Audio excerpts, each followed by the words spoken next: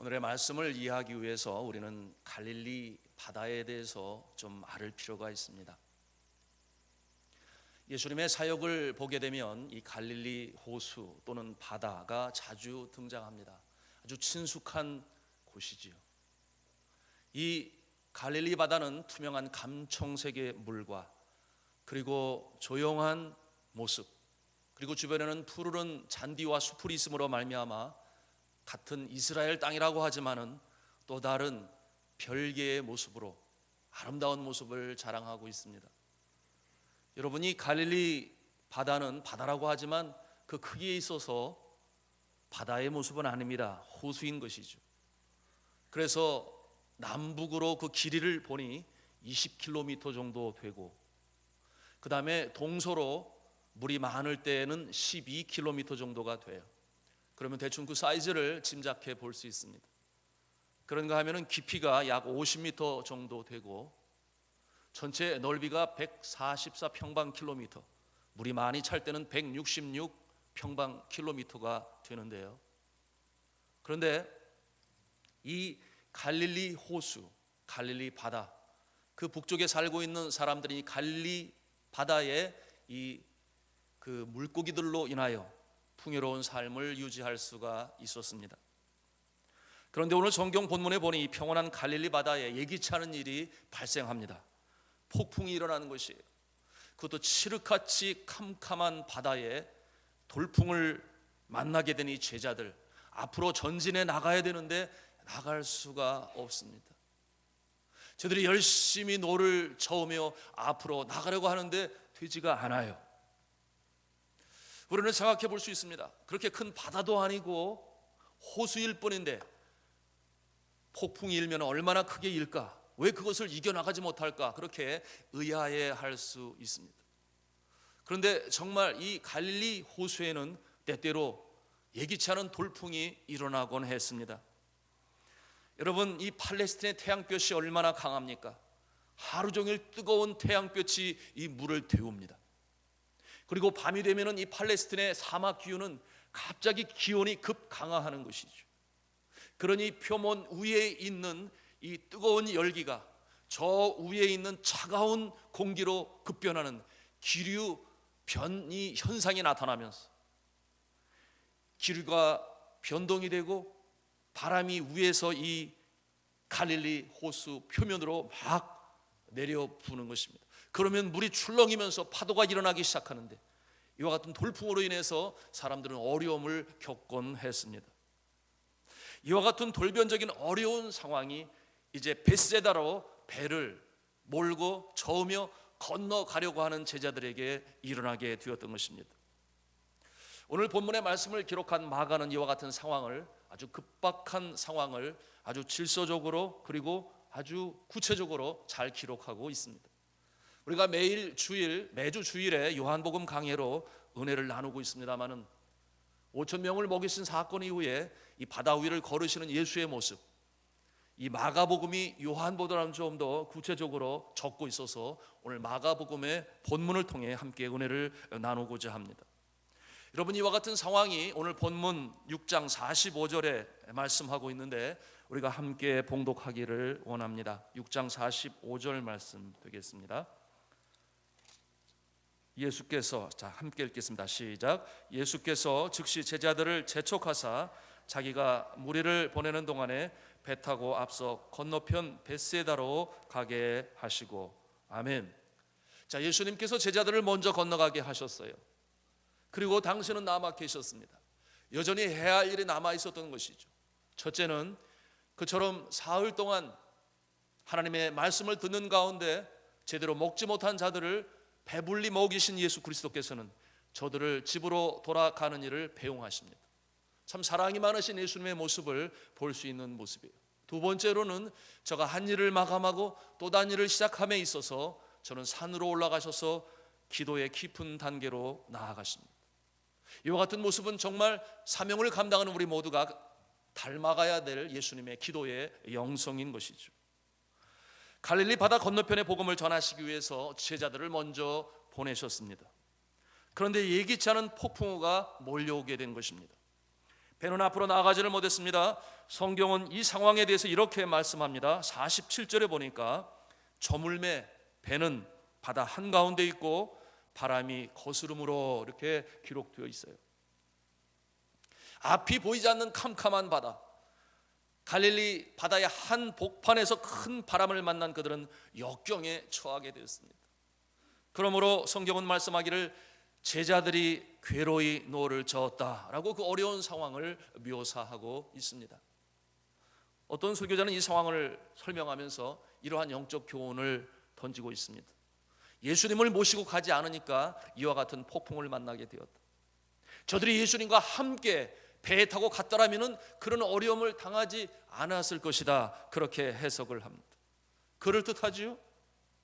그러나 성경은 그렇게 기록하고 있지 않습니다. 만일 그렇다면 이렇게 반문할 수 있겠지요.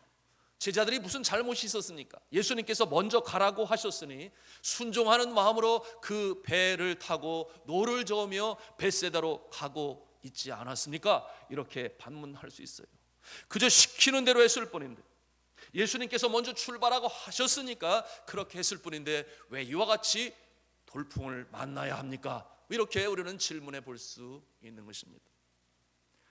그럼에도 불구하고 이 상황을 통해서 우리가 얻는 영적 레슨이 있습니다. 그것은 뭐냐 하면 예수님의 말씀에 순종하여 살아가는 우리 인생에도 돌발적인 사태, 돌발적인 사건이 나타날 수 있다고 하는 것입니다. 순종하며 나아가는데, 주님의 말씀을 따르며 나아가는데 이것은 주님께서 기뻐하시는 선한 일인데 하고 마음을 먹고 애쓰며 수고하지만 예기치 않은 일로 인하여 어려움을 당할 때가 있다 하는 것을 오늘 말씀을 통해서 우리는 배우게 되는 것입니다. 그렇기 때문에 이와 같은 상황은 우리의 믿음의 사람들에게 퀘스천 마크로 다가오는 것이에요. 왜 그럴까?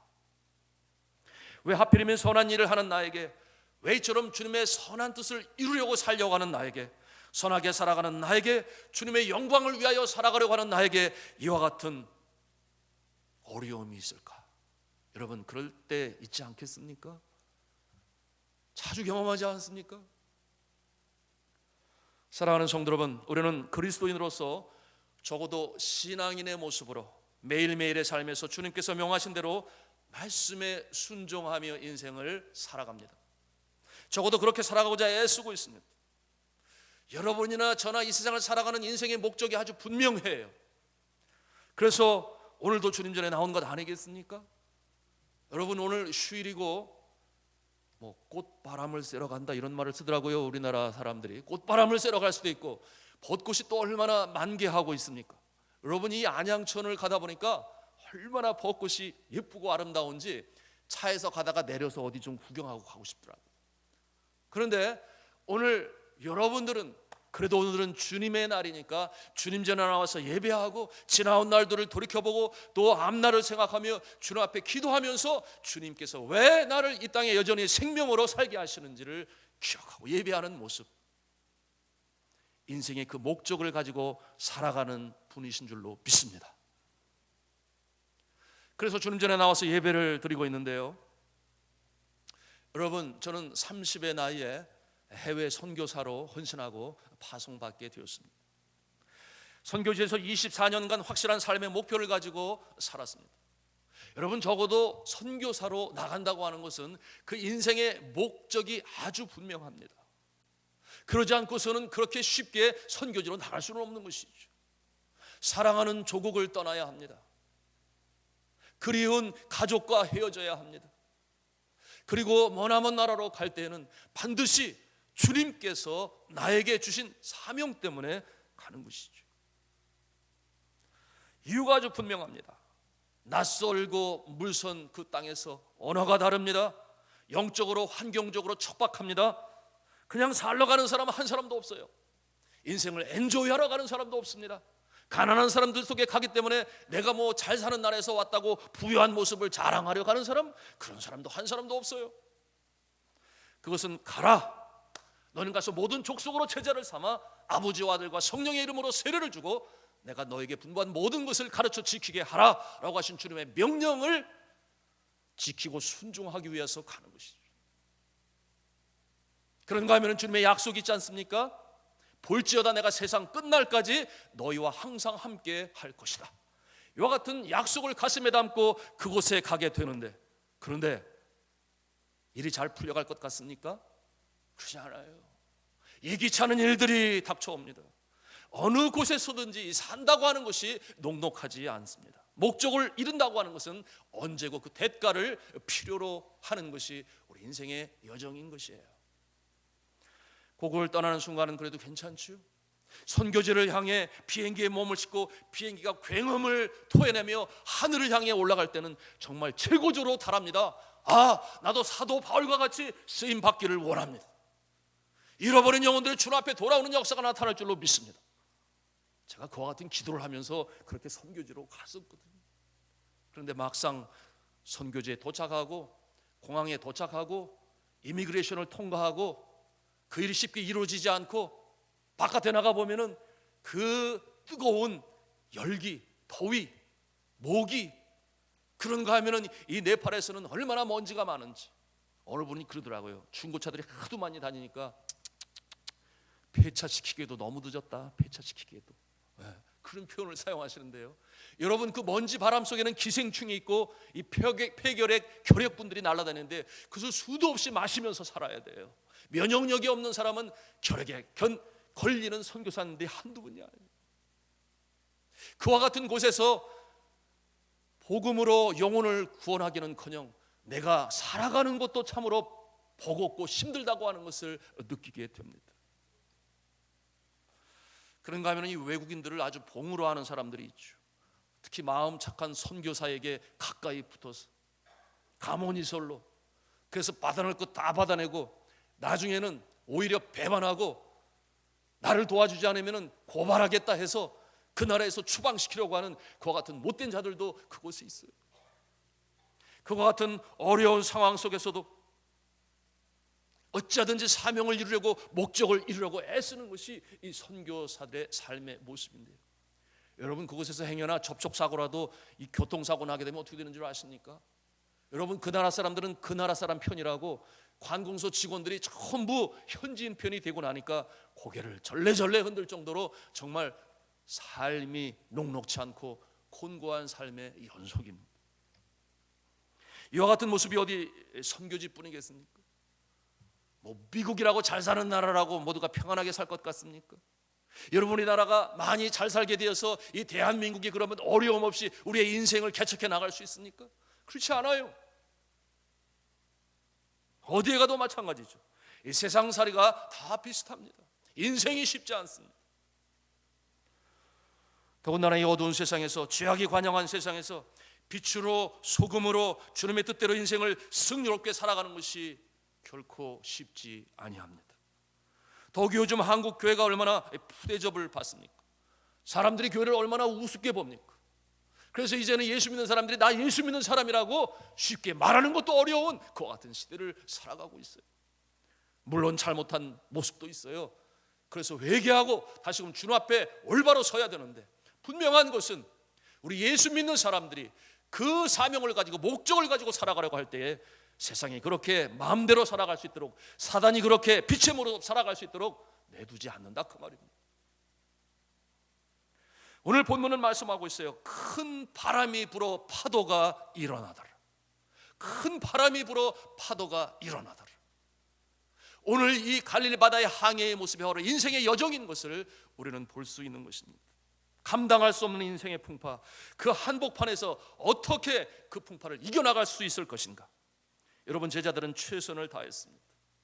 이 모습은 어찌 보면은 본능적인 생존을 위한 몸부림이겠죠. 이대로 죽을 수 없다. 우리는 반드시 항구에 도착해야 된다. 오늘 마가는 이 상황을 표현하면서 이렇게 표현을 했습니다. 그 풍랑이 있는 바다 한복판에서 제자들이 괴로이 노를 저었다, 그렇게 표현했어요. 사랑하는 성도 여러분, 우리가 괴로이 노를 저을 때가 있습니다.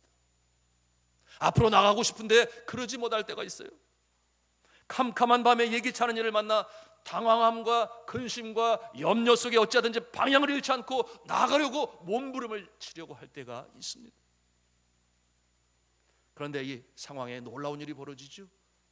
바로 예수 그리스도께서 나타나는 것입니다. 예수 그리스도께서 이 모습을 바라보고 계셨다라고 성경은 말씀하고 있어요.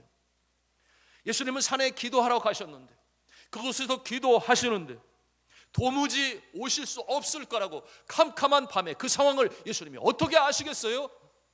그래서 제자들이 그렇게 애쓰고 수고한 것 아니겠습니까? 그런데 오늘 성경 본문에 말씀해 보니 예수님께서 바라보고 계셨다 그랬습니다. 48절 말씀을 같이 가서 보도록 하시겠습니다. 48절 말씀 같이 읽겠습니다. 시작. 바람이 거스름으로 제자들이 힘겹게 노젓는 것을 보시고 밤 사경쯤에 바다 위로 걸어서 그들에게 오사 지나가려고 하시매. 자, 이 말씀에 보니까 괴로이 노젓는 것을 보시고라고 말씀하고 있어요. 예수님께서 그 먼 곳에서 제자들을 바라보고 계셨다라고 하는 말씀이에요. 여러분, 우리가 예기치 않는 인생의 풍파를 만나고 어려움 속에 괴로이 노저을 때 예수 그리스도께서 우리를 바라보시는 줄로 믿으시기를 바랍니다. 이것이 얼마나 큰 위로가 되는지 몰라요. 나 혼자 어려움을 겪는 것이 아닙니다. 나 혼자 고분분투하고 애쓰고 수고하는 것이 아니라 그 모습을 바라보고 계시는 예수님, 예수님께서는 우리의 그 모습을 바라보고 계시며 필요할 때 나타나셔서 도우시는 사랑이 많으신 예수님이신 줄로 믿으시기를 바랍니다. 그 주님께서 보셔서 벌떡 일어나셔서 문제에 친히 개입하시고 어둠을 뚫고 다가오십니다. 자, 오늘 성경은 예수님께서 바다 위를 걸어오셨다 그렇게 말씀하고 있습니다. 한번 상상을 해보십시오. 파도가 얼마나 칩니까? 바람은 거세게 봅니까? 캄캄한 밤바다입니다. 제자들은 어쩌든지 앞으로 나가려고 애를 씁니다. 그런데 힘이 빠져갑니다. 그와 같은 절망의 상황에서 예수님께서 다가오십니다. 어른이 얼마나 놀랬겠어요? 그래서 그 모습을 본 제자 하나가 외칩니다. 유령이다. 그렇게 외쳤어요. 유령이다. 유령이 나타났다. 그때 주님이 말씀하시죠. 내니 두려워 말라. 그렇게 말씀하십니다. 안심하니 내니 두려워 말라 말씀하세요. 결국 이와 같은 상황은 해피엔딩으로 맞춰지게 되는데요. 어둠을 뚫고 고난 속에 처한 제자들을 찾아오는 예수님을 배 안에 영접하는 순간 그 바다가 잔잔해졌습니다. 그래서 앞으로 나아갈 수 있었어요. 벳세다에 당도할 수 있었습니다. 이와 같은 똑같은 상황을 요한은 이렇게 기록했습니다. 6장 21절에 보니까 이에 기뻐서 배로 영접하니 배는 곧 저희의 가리던 땅에 이르렀더라. 결국 제자들은 저들의 목적인 벳세다에 당도하게 되었습니다. 그리고 위대한 복음의 사역을 계속적으로 이루어 나가게 되었습니다. 이 아침에도 이 주어진 인생을 살아가면서 고통 중에 있는 분 계신 줄로 압니다. 여러분, 예기치 않은 일이 벌어져요. 여러분, 그와 같은 일이 여러분 갑자기 육신의 질병으로 말미암아 왜 이와 같은 아픔이 나에게 와야 하는지 참 눈물로 주님 앞에 기도하며 애통하는 성도가 있음을 알아요. 그런가 하면은 사업의 일이 잘 되지 않아서 잘 될 것처럼 보여서 시작이 되었는데 그러나 막다른 골목에 서서 더 이상 앞으로 나아갈 수 없는 상황 가운데 계신 분도 있습니다. 그런가 하면은 믿음으로 잘 자라던 우리의 자녀가 언제부터인가 믿음으로부터 멀어져서 주님 앞에 나오지 아니하고 세상에서 방황하고 유리하는 그 모습 때문에 이 어머니의 아버지의 눈물 어린 기도가 있는 그런 모습들이 있어요. 그런가 하면은 주님께서 주신 사명을 가지고 그 꿈을 이뤄가며 열심히 일하고 싶은데 그러나 아무리 두드려도 이 취업의 문이 열리지를 않습니다. 그것 때문에 주님 앞에 간절히 기도하고 열심히 준비하는 그와 같은 지체도 있어요. 여러분들께서 저에게 올려주신 기도 제목을 가지고 이 새벽에 이 제단에 무릎 꿇고 그 모습을 상상하며 기도할 때 제 마음에 눈물이 흐릅니다.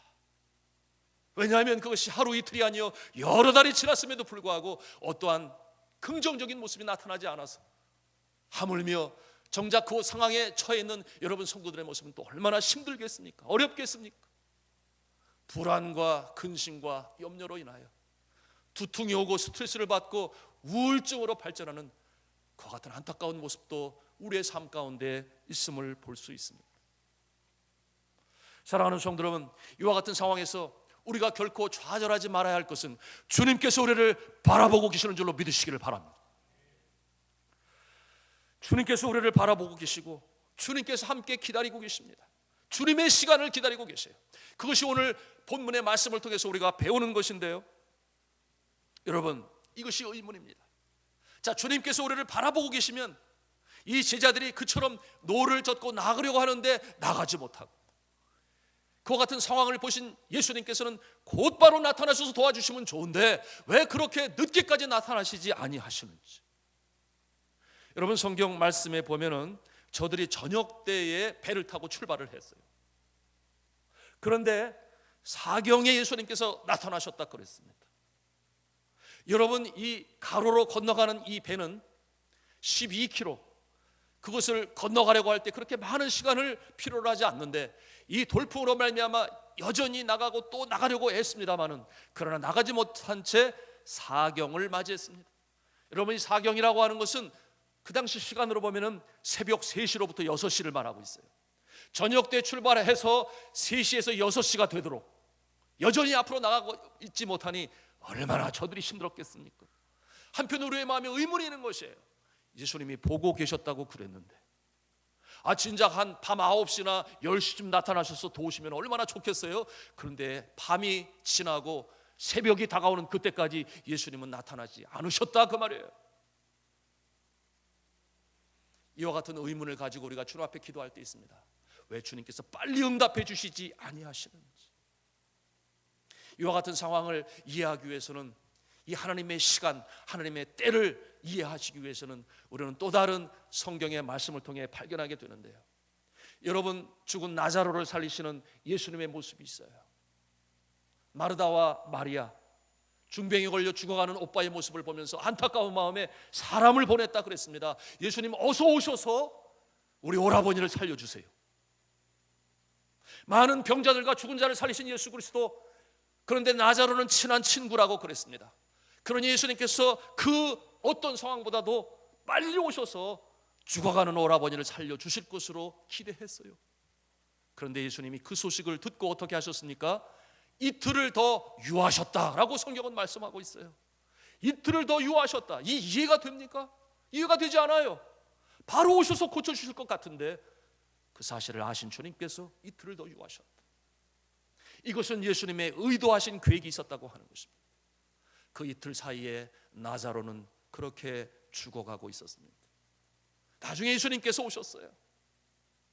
그때에 이 마르다와 마리아, 한 자매는 집안에서 망연자실하여 나가지도 아니하고 한 자매는 나가서 예수님을 맞이하게 되는데, 예수님이 그 안에 들어오니까 뭐라고 응답을 합니까? 주께서 여기 계셨다면 내 오라버니가 죽지 아니하였겠나이다.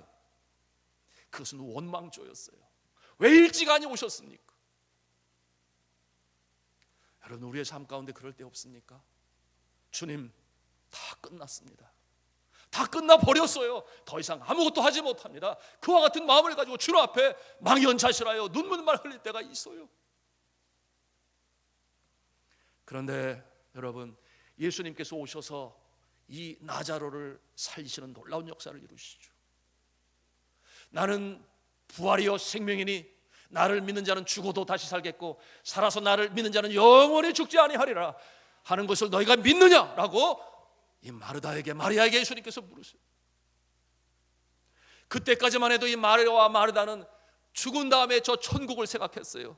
그러나 그 부활이 이 땅에서 그렇게 이루어질 것을 저들은 알지 못했습니다. 그러므로 이 나자로가 죽기를 기다렸던 예수님의 모습임을 우리는 유추해 볼 수 있는 것입니다. 일부러 예수님께서 늦게 오신 거예요. 왜?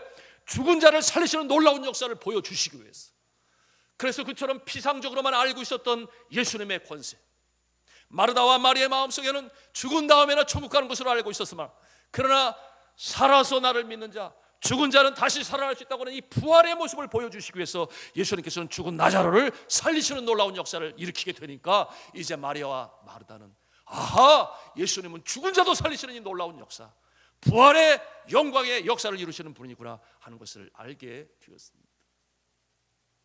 사랑하는 성도 여러분, 이 제자들이 그 괴로이 놓여올 때 예수님이 바로 오시지 아니하신 것은 같은 맥락에서 우리가 해석해 볼 수 있습니다. 그것은 뭐예요? 누구보다도 이 갈릴리 바다를 잘 알지 않겠습니까? 누가요? 베드로와 안드레와 요한과 야고보가 전부 그 갈릴리 바다 주변 출신 아니겠습니까? 어부로 살던 사람들이에요. 그러니 웬만한 돌풍이 오고 태풍이 온다 할지라도, 폭풍이 온다 할지라도 우리가 이것을 이겨나갈 수 있다, 그래서 애쓰고 수고하지 않았겠습니까? 그런 상황에서 애쓰고 수고했으나 그 결과는 뭐예요? 밤 사경을 맞이하도록 앞으로 나가지를 못해요. 그래서 그의 모든 것들을 다 내려놓죠. 그의 교만도 내려놓고 능력도 내려놓고 할 수 있다고 하는 생각도 다 내려놓고 아무것도 할 수 없는 그와 같은 상황이 되었으니 얼마나 겸손해졌겠습니까? 사랑하는 성도 여러분, 우리가 이 세상을 살아갈 때 그런 모습으로 세상 살아가는 모습 많이 있어요. 내 능력으로 한번 해보겠다. 물질이면 가능하지 않겠는가? 사람들, 많이 아는 사람들, 높은 자리에 있는 사람들을 알면 이와 같은 일을 해결해 나갈 수 있지 않겠는가? 이렇게 잘못된 생각을 가지고 신앙생활하는 사람도 있어요. 그러나 주님께서 그와 같은 자 곧바로 나타나시지 아니하시고, 그래 한번 해봐라, 한번 네가 해봐라, 네 능력을 한번 해봐라, 그러시는 거예요. 그러나 마침내 주여 나는 아무것도 할 수 없습니다. 주님의 도우심이 필요합니다. 정말 겸손한 마음으로 주님께 모든 것을 맡기고 진정한 모습으로 설 때에 주님께서 오셔서 그 상황 변화시켜 주시고 온전히 새롭게 만들어 주시는 주님이심을 믿으시기를 바랍니다. 그것이 오늘 말씀을 통해서 우리가 배우는 영적 교훈인 것이에요. 여러분, 저는 필리핀에서 사역을 감당하면서 참 이해하지 않은 그와 같은 경험을 하게 되었습니다. 저와 함께 동역을 하고 계신 선교사님이 계셨는데요, 그런데 이분이 누구보다도 복음을 열심히 전했죠. 과거에 코스모스 백화점 앞에서 예수천당 불신지옥을 3년이나 외치신 분이니까 얼마나 복음에 대한 열정이 강합니까? 그 선교지에 와서도 쉼 없이 그렇게 열심히 복음을 전하시는. 그런데 몸에 이상이 생기는 것을 알게 되었어요. 그런데 한국에서는 헌당 예배를 드리고자 우기철이 오기 전에 이 예배당이 완전히 건축되기를 바랬죠. 그래서 이 선교사님이 몸에 이상한 징조가 있음을 느낌으로 알았으나, 그러나 잘 되겠지, 어려움 없겠지 하고 마침내 그 예배당을 잘 지었고, 그리고 예정대로 한국에 후원하는 교회가 와서 헌당 예배를 잘 드렸습니다. 그런데 문제는 그 이후에 나타난 모습인데요, 그 사이에 이 간도 나빠지게 되었고 신장도 나빠지게 되었고, 더욱더 힘든 것은 눈이 점점 보이지 않게 되었던 것입니다. 이것은 당뇨병의 합병증으로 나타나는 현상인데 결막 상실이라고 해요. 망막 상실증이 오기 시작했던 것입니다. 그래서 뒤늦게 부랴부랴 한국으로 들어와서 진단을 받고 또 치료를 받기 시작했는데, 여러분, 수술을 하게 되면 눈이 보일지 안 보일지는 50%밖에 되지 않는다고 그랬어요. 그래서 수술을 받았는데 너무나 안타깝게도 희미하게 보이던 눈이 아무것도 보이지 않는 지경에 이르게 되었습니다. 그런가 하면 이 간과 신장은 급속도로 나빠져서 이제는 서울대학병원에서 더 이상 어떤 방법이 없습니다.